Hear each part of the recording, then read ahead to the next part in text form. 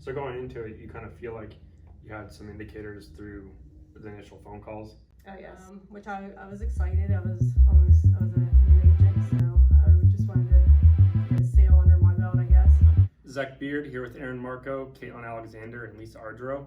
We're the Realtor Safety Committee. We want to take a moment to thank you all for the email responses we received. Today we're going to talk to Shelly about an experience she had. And part of that too, as we go forward, we'd like to hear more about your experiences or things that you would like to hear about and how we can talk about them on future videos. So let's get started. And he wanted to purchase a fairly large property for $1 million, he said. So didn't think anything of it, but the more he would call, the more odd things he would say. He called me, said he was gonna check out the property. So he showed up towards the end of the open house, and I showed him the house. It was the first time I met him. So he was walking with a cane. I didn't really think that he was anything to be concerned about. So I showed him the house and I took him downstairs, and I just got this weird vibe. I was at the end of the property, the basement. He just kept coming towards me. Probably a week later, there was a warning that was given via email that this gentleman kept calling other realtors, and it was him, it was his name, and to either notify your broker or whatever whenever he does call. And then I saw his name in the paper that he was arrested for assault on a police officer. I think initially one of the neat things that in your story is that your intuition was working very well.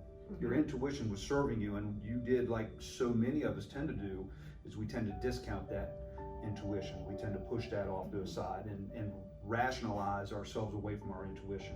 Now, why I think we can't be scared of every little thing, because then it's not really intuition anymore, right? If everything's a problem, then nothing's a problem. Mm-hmm. But we need to learn to rely on that intuition, and that should have triggered you to put some other things in place to make you safe, like getting that background check, delving deeper into who this person is and that kind of stuff. Mm-hmm. Yeah, a lot of times we talk about managing your bubble or protecting your bubble. We all have that kind of imaginary bubble of comfort that we allow other people in, especially people we're unfamiliar with.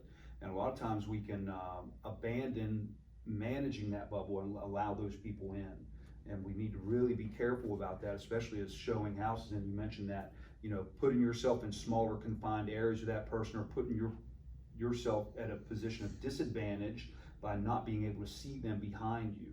And that's one of the things that I would certainly always recommend people not to do. Let people explore the house a little bit on their own. Don't hover so much over them, and try to be protective of that bubble. Shelly, thanks for talking to us today and sharing your story with us.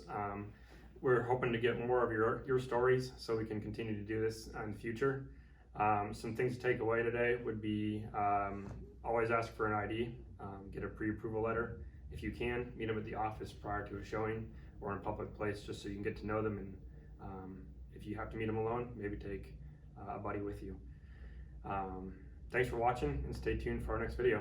Thanks. Trust your gut, trust your instinct. No sale is